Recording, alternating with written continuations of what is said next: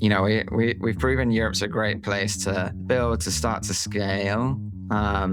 But then we need to make sure that we retain, our companies here. And still it's the case that, a significant proportion are relocating. This is Melanie. And this is Christian. You're listening to Follow the Gradient, the weekly podcast with actionable insights about how to build a business while staying sane.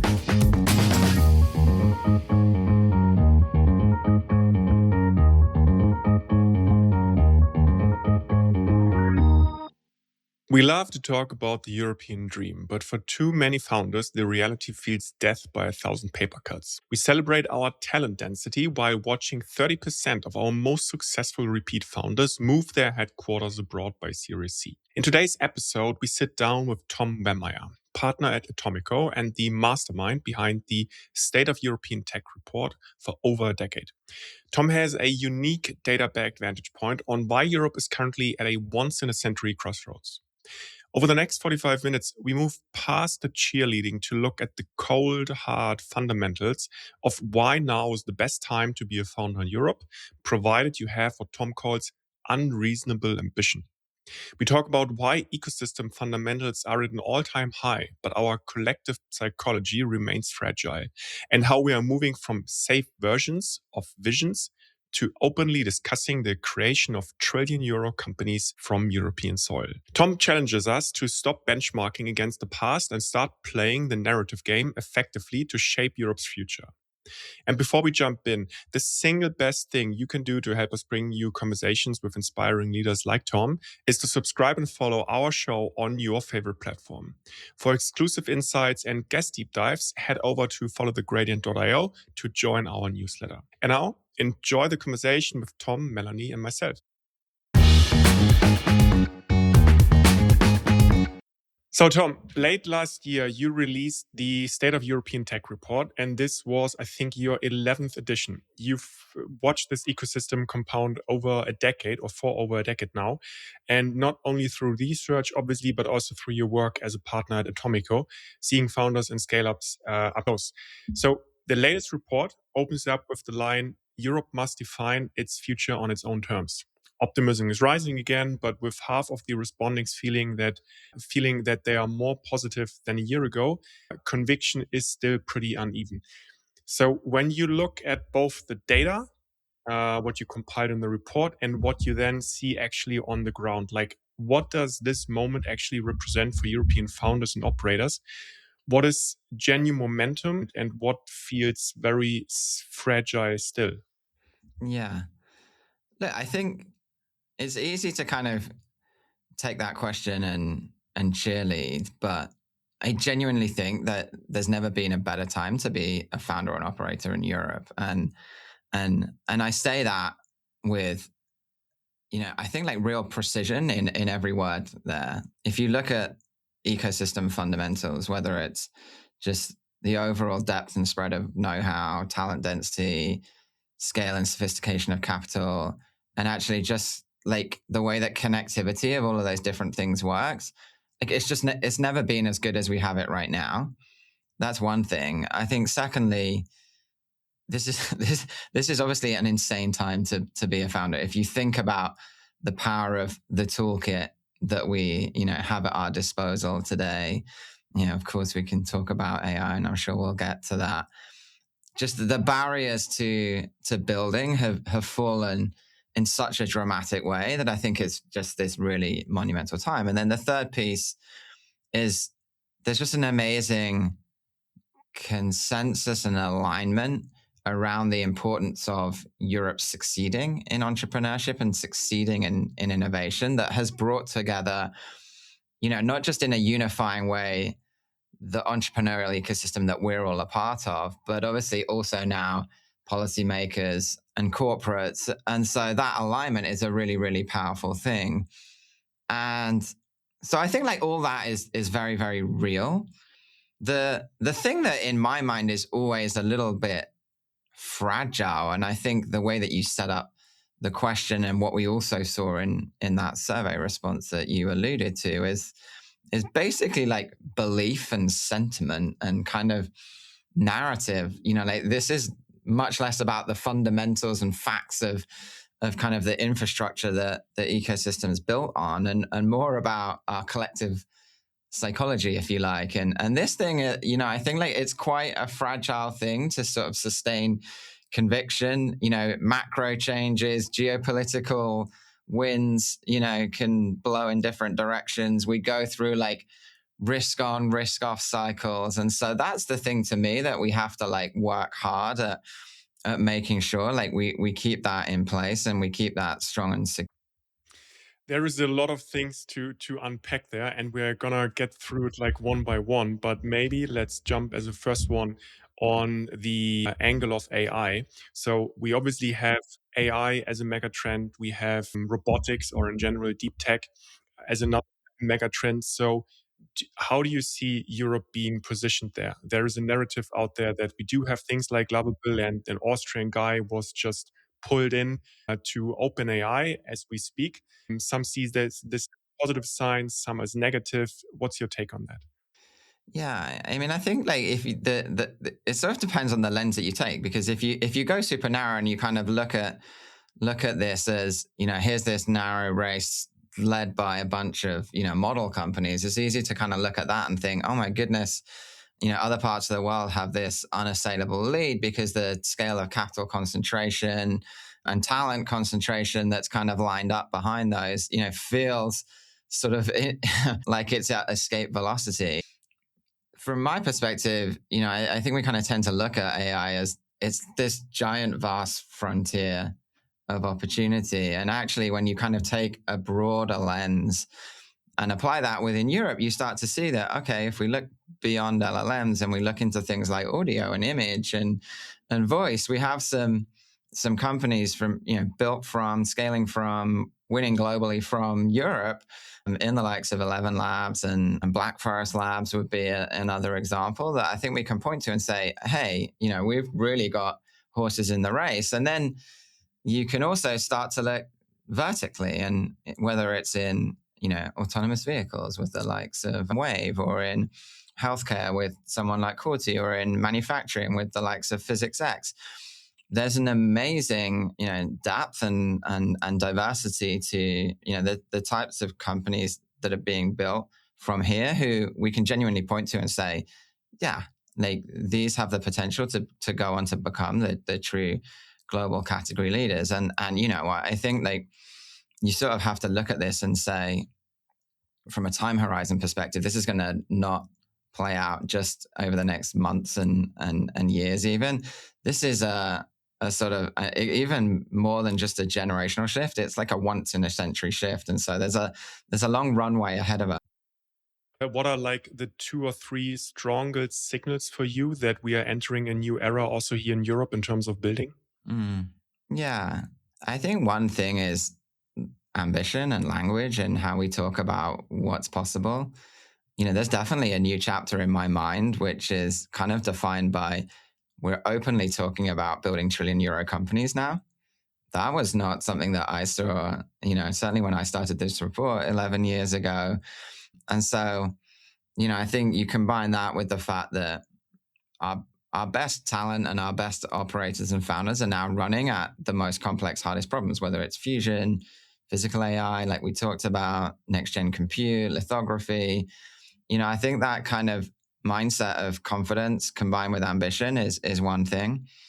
I talked a little bit about this sense of alignment of interests around making sure that entrepreneurship and innovation works. I think there's an element of a shared sense of mission and kind of general urgency that feels new in this chapter. And then, yeah, I mean, I think something that we see like every day from just our investing activities, right, and not through the report, is the quality and depth of repeat entrepreneurs, repeat founders, now is really kind of coming through and kind of brings to life this compounding talent flywheel that we've, always said is kind of the key component of ultimately what underpins a healthy entrepreneurial ecosystem. It's obviously like the thing that was the core component of what has underpinned the Valley's monumental success for decades now. And it's amazing to kind of see that play out in this chapter now for European tech.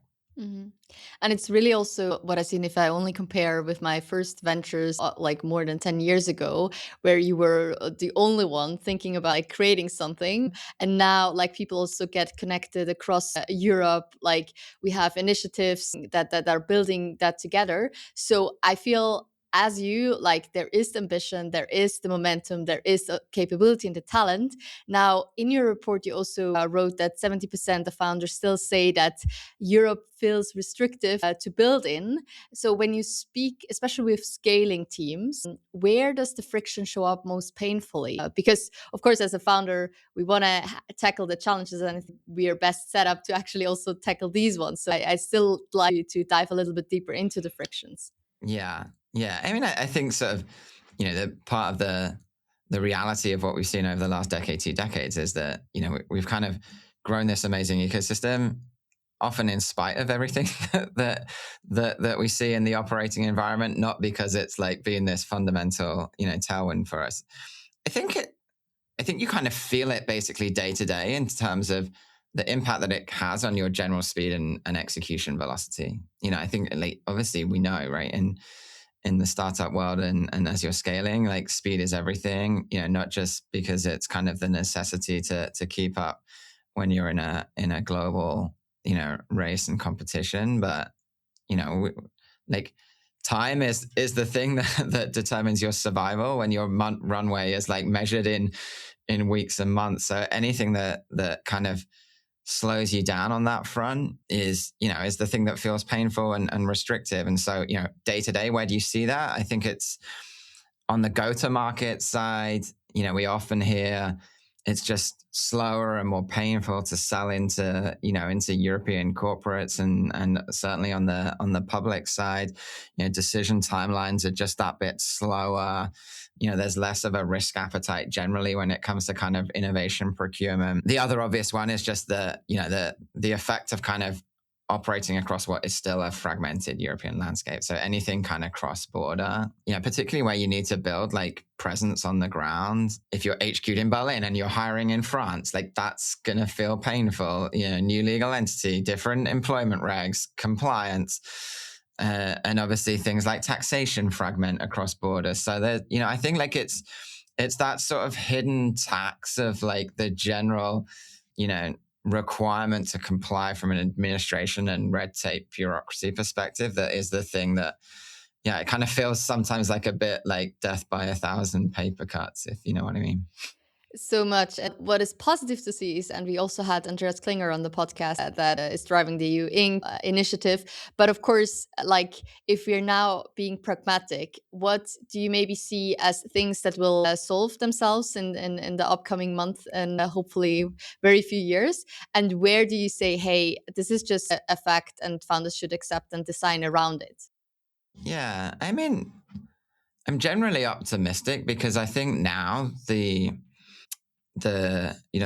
sort of problem set is very well understood, and obviously that's a great basis then to kind of take the action to move forward. Unfortunately, like, a bunch of the things that would really address those pain points that we just talked about are a bit more like structural and require legislative movement, and those things take time.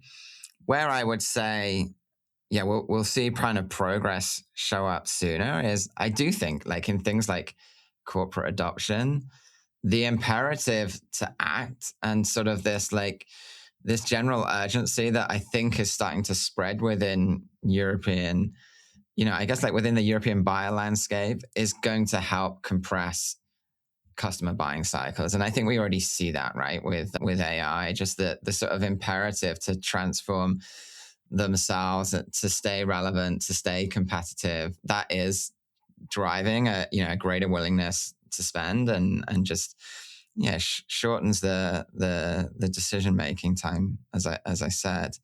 I think, like, pragmatically, you kind of still have to, as a founder, like, design around the market fragmentation. Like, there's things in the works, as you said. Andreas has done like this amazing job to align the policy universe behind EU Inc. But we're probably not going to see the benefits of that until next year at the earliest. And so, I think, like, we would always say you have to design for today's reality. Hope's like not a strategy, so we can be optimistic that these things are gonna evolve, but like we can't sit around waiting for it. We just have to kind of execute today in the land that we see in front of us and the playing field. 100%, yes.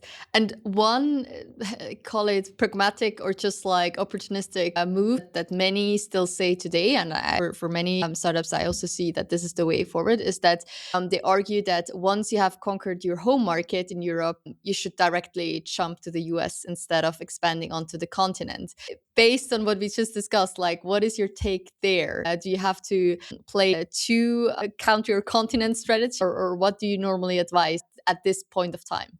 Yeah, I mean, I think like in reality, it's not like this binary thing, right? Because it's like with everything, it sort of like depends on your context. So, like your business model, like for sure, there's a there are definitely significant numbers of companies for whom that logic of going to the US early and quickly, is a very real necessity. It's oftentimes going to be the single largest addressable market. It's going to have the highest concentration of like ICP customers. It's going to be the place where from a like demand pull perspective, you're just going to be, you're going to enjoy like the tailwind of greater willingness to adopt and spend, and from that, basically steeper revenue curve. So, of course that's going to be logical, but yeah, like if it's a heavily regulated industry,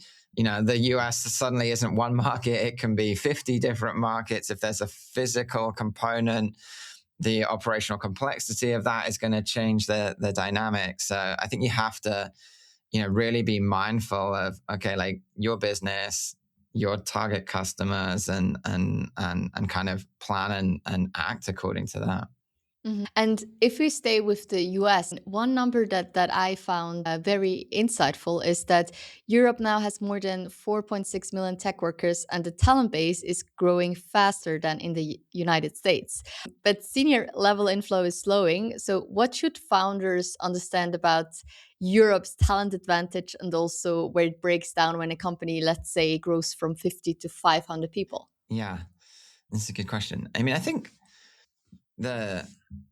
we've always had, like it's never been a question of like raw talent and raw talent pipeline. We've always had this obvious strength just in terms of, the amazing academic system that spews out just incredible, talent, particularly technical talent and from research. I think the thing that actually, like from a macro perspective and kind of structurally what's changing that gets us excited is two things that we basically see, when we look at where that talent works. And the first one is, it's pretty clear in the data to see that there's a growing trend of, of our tech talent choosing to work in European companies over US megatech. So, this pathway of Apple, from Meta to Palantir now to, to basically European startup is increasingly well trodden. I think it's interesting because I remember having that conversation probably like 10 years ago where, there was a lot of concern raised about, basically the presence of US megatech on European shores. This is going to hoover up all the talent. It's going to make it, expensive. It's going to make the sort of talent dynamic, increasingly competitive. We always took the view that like ultimately like this would be a long-term value add. And I think we now really see that paying off because obviously what people bring from having been exposed to those companies is like a certain operating culture, a certain execution mindset, just a certain bar and ambition. And so like all that know-how and plus the networks that they take from that is kind of being translated into our startups, and that's great. The other thing that is kind of structurally really important that we see is when we look at our technical talent and where they're choosing to work, again, there's a growing mix shift and basically share working in venture-backed companies as opposed to like technical talent working in our big corporates. And so that's great because, then we see like more of that raw talent basically being exposed to kind of hyper growth, scaling challenges, what it looks like to go from 10 to 100 to 1,000. And so that's going to ultimately compound. Now, you sort of raised this point about, once you get to like, let's say 500 scale and you really need to hire, I don't know, like your executive team, your VPs, obviously it's still the case that the pool here is like thinner than it would be in the US. And that's just a consequence of relative maturity. That said, I think like, kind of going back to some of the things that we talked about at the start of our conversation, like this compounding talent flywheel where, it moves from one generation to the next, like that, has really kicked in now where if you look at like UK or Sweden or Germany, where you've had 3 or 4 generations of breakout companies, you can see that there's a stronger pool there. As an example, we're an investor in DeepL. If you look at like DeepL's executive ranks, those people come from Klarna, Checkout.com, Farfetch, King, UiPath, OutSystems. So you have like this incredible depth in terms of scale up experience. And so, yeah, we're like, there's a growing depth locally. And then what I think you've also kind of seen play out now is that when we build truly ambitious companies that are proving that they can play on the global stage, they become much more able to compete in the global talent market and draw talent in. And so, it's also kind of why it's important that we see the ease of accessing the global talent market, also being improved so that we can, basically buy in talent as we need it as well. Yeah, I mean, here, of course, I also have my ETH AI Center hat on that I co-lead. And we just launched this Relativity Collective initiative where I'm now going through all the applications, and it's massive what already 19-year-olds have created. So it gives me so much hope for our continent. And also the numbers also show you in your report, you have stated that 80% of founders still choose to build from Europe. And we see that also like with older, like, or more senior people, they want to stay in Zurich, in Munich, in Paris, and so on, because of the life quality and also the options that you have. So what do you think maybe also for scale-ups, like how can operators use this as a real strategic advantage? Is it already here and very clear? Or can you actually make even more about this advantage to actually build here and grow here and stay here?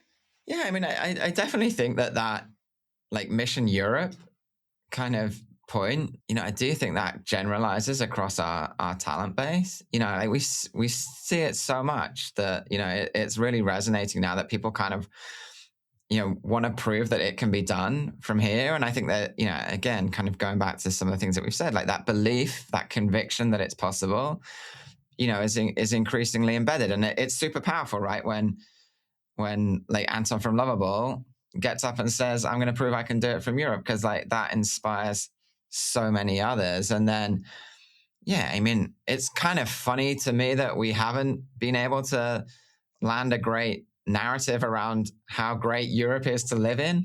We've allowed it to become a meme.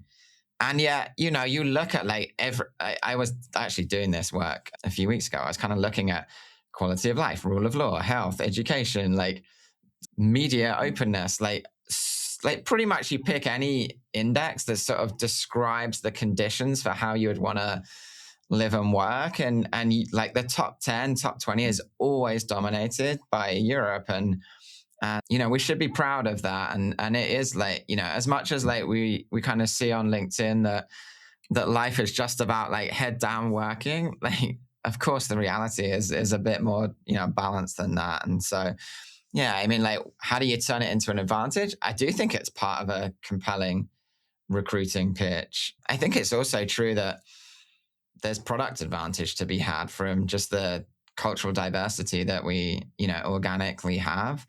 It helps build better products. And yeah, I've heard that repeatedly, whether it was from Spotify, like back in the day, or, Lovable today, or, DeepL or Framer, like, or, so often you see these breakout companies say, actually, building from Europe is the thing that kind of built the foundations that allowed us to succeed. And the report also shows that by the time many companies reach Series C, about 30% of them, especially of repeat founders, decide to headquarter abroad.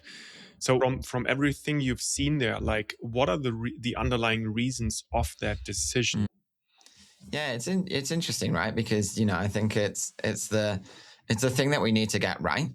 We've proven Europe's a great place to build, to start to scale, but then we need to make sure that we retain our companies here. And still, it's the case that a significant proportion are relocating. I think it's like never one thing. I think that what can happen is kind of this gradual pull and shift of center of gravity. So and the sequence may vary, but oftentimes the factors I would say are there's a customer pull element. We talked about the US being this like big growth opportunity. So naturally that creates a pull.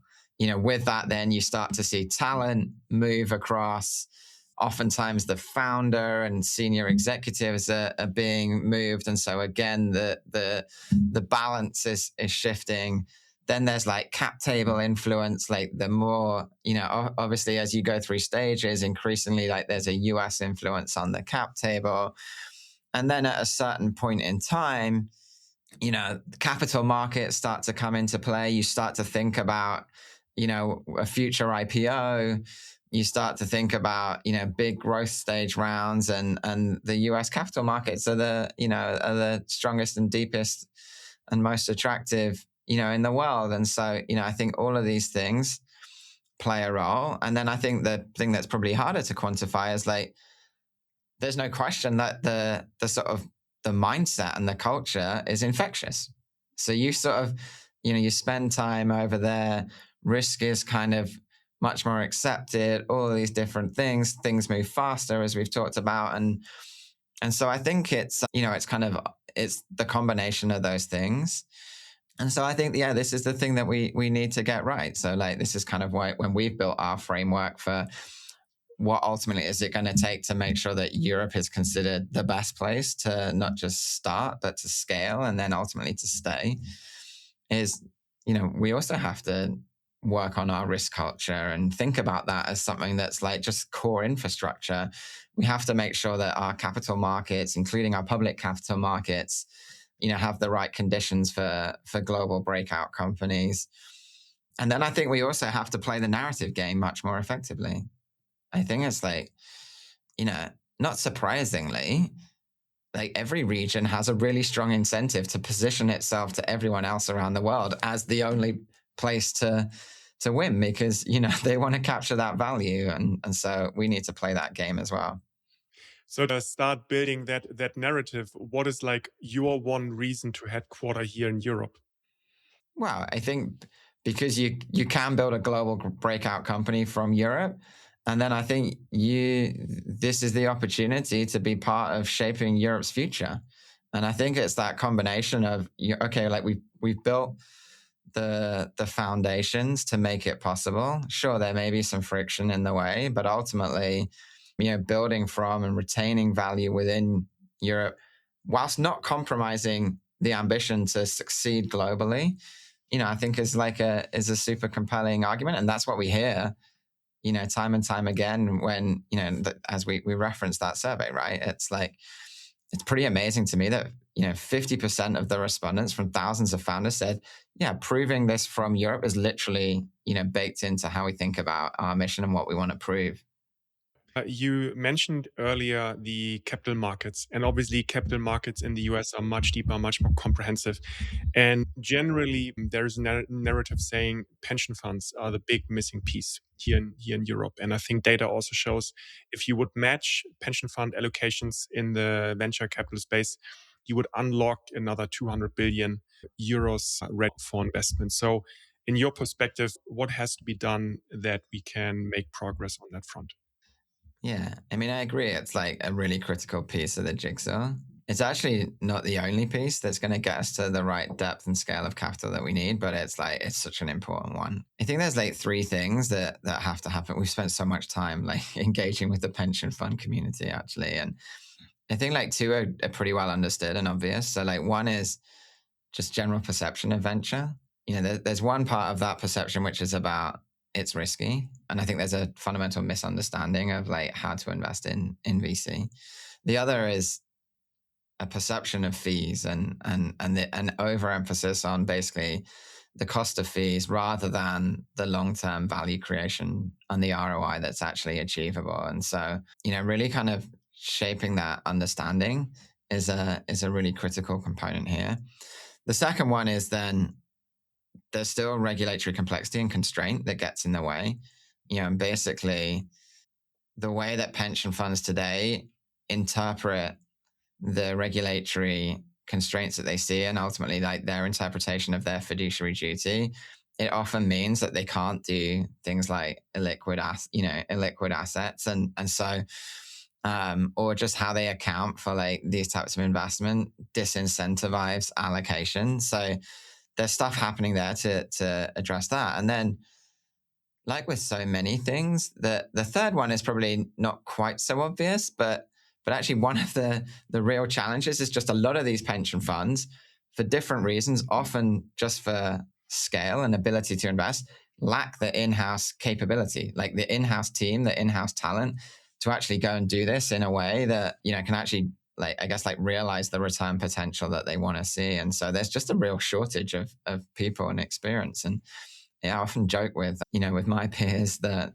probably the highest leverage thing that can be done here is to help kind of just build out that experience set and do some talent poaching and bring people in from the US who've done this, because, it's going to be a real accelerant.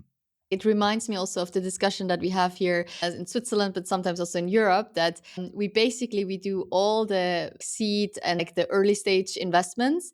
And then once it actually works and it scales and there is money to be made, like we bring in like US investors, and then the whole money also flows back there. And it also, like when the question then is raised, so why is this? It's also because, especially like speaking for Switzerland, for example, the talent for the growth funds is not massive. It's changing, but we also need to be aware that this is one point to actually we don't just need scale up founders, we also need like investors have been doing that since ages, so to say. Yeah, no, totally. I mean, it's super thin still now when you look at the universe of kind of, homegrown European growth funds. And obviously there's a lot of focus on what can be done there. But yeah, I mean, like until that gets solved, and you'll kind of continue to see the Americanization of cap tables. And like, by the way, that's, it's obviously from a systematic perspective, like for Europe kind of big picture, that it's an issue. But for the companies themselves, like, having access to these investors is an amazing thing. Like they bring, mindset, ambition, sophistication, networks, like it's super powerful. So much. And here we have raised from Sequoia, and it has shifted the way how we are perceived, the talent. So nothing against that. I think it's great competition also for the locals, to say. Yeah. Yeah, and they set the bar, right? And like that's the bar that, ultimately like anyone who aspires to want to play in that category has to be able to compete with like the world's elite. And that's a high bar. And, it's like I think it's the right bar for us to set and aspire towards. What if we look at the different sectors? Traditionally, in the last 10 years, there was obviously a lot of growth in B2B SaaS and also in European startups. What sectors do you see most promising? Because we've touched upon deep tech. We have a couple of things going on in AI, but we don't have model maker except for Mistral. How do you see that? Yeah, I guess it like depend. Yeah, I would probably slightly challenge on like the model makers. Like I think we definitely do. Like when you look vertically, you see like full stack companies playing in the model space, and maybe not like the full generalized players. So actually, some of the like a DeepL Corti, like these are all building their own models, and 11 Labs and others. So we've got room to play there. I think we did touch upon deep tech. I think it's there's no question that we've kind of seen a real resurgence there, which is, I think, fundamentally important. The thing that Europe really needs to do, and one word we haven't used yet is this concept of sovereignty, right? And I think it's probably a good thing that we haven't talked about it much. But really, like to me, actually, what we're talking about is like how do you ensure a future where you can act independently, where you can have your own make your own choices as a region, and ultimately like also generate huge amounts of value. And really that's about building capability in the right areas. And so, I think it's like in energy, in compute, in defense, in economic infrastructure, like payment rails.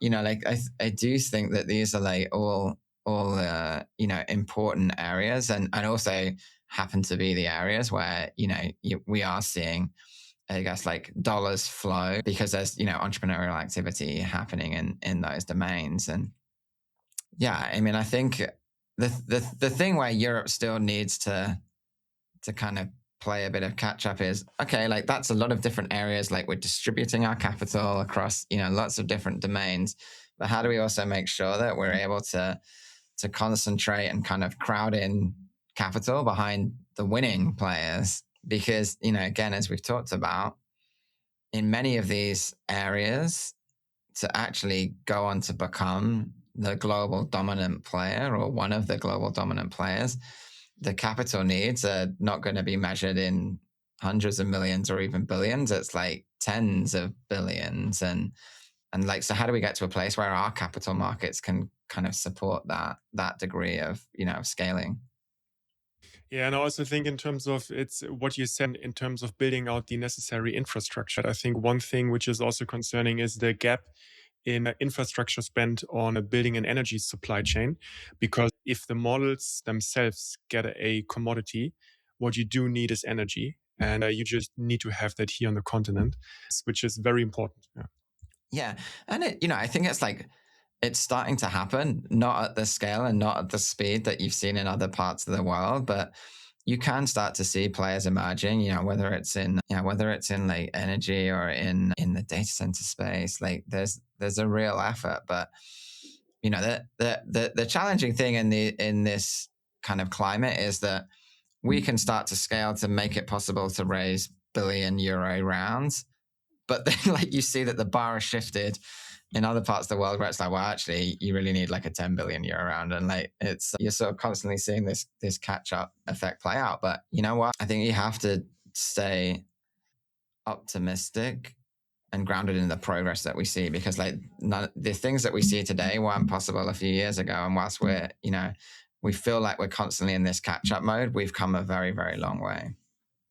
To turn the conversation for the last part to what we can actually learn from these success stories here in Europe. You mentioned DeepL, we have Lovable, N8N, Synthesia. If you look at these teams, like what do they do differently in key areas like hiring or go-to-market that other European founders can really learn from? Yeah. I mean, I think I'd caveat and say that I'm not on the inside of all these companies, but I think we see it with some of our portfolio companies, and I think these end up being translatable across that peer group that you mentioned. I think like it probably starts with just mindset. I think like you see very clearly in those founders global thinking from the outset, ambition from the outset, like a fundamental conviction in what they believe that they can achieve. I think they all have common characteristics in their product velocity. Like you just look at the pace of shipping and iteration and an ability to kind of learn and adapt and evolve their product. I think like that is a real standout feature of all those companies. I think then, again, like it's kind of obvious, right? But just compounding talent advantage. They keep, start with a high bar for talent and keep that high bar for talent. And once you have exceptional people, like that whole thing becomes self-reinforcing because it's so magnetic. And so, I definitely think that that's the case for all of these companies. And then the enabling factor for that too is sort of the culture that you build around it. Like, how do you build a culture where, exceptional people can thrive? And I think that what you often see in these breakout companies is a culture of ownership, of autonomy, of removing friction. And it's that's the thing that ultimately, really drives the talent flywheel within them. I think the last thing that they've all done really well is just storytelling.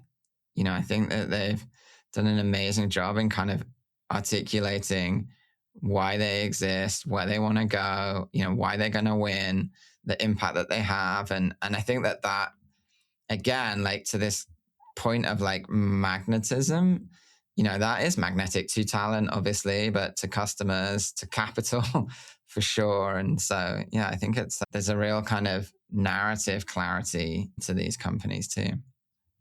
And have you seen ways, call it frameworks, call it mentoring, call it whatever you want, how, like, especially the second part about the ownership, to instill that into the company? I mean, it's easy. So when you're 10 people where the founders are still super close, it's also still possible at 30 and 40. But at some point, you rely on the fact that you have only hired A players and make sure that this ownership is basically part of the DNA. But have you seen way how this can also be scaled, so to say? Is it just the right hiring, or is there other ways of rituals, so to say? Yeah. Again, I mean, I think like I start to get outside like my full zone of competence, right? But I think what I can say that is common across these is, yeah, I mean, of course, it's like partly the way that you hire, but I think like what we often see is from very, very early on, they've defined and embedded a set of values or principles that define the operating culture of the firm. And that becomes the thing that, that defines how you hire. It defines what you expect from people from beginning. And I think that sets then the sort of expectations and the operating rhythm that everyone else has to adhere to. And I think it's probably that is the single kind of greatest enabler for this.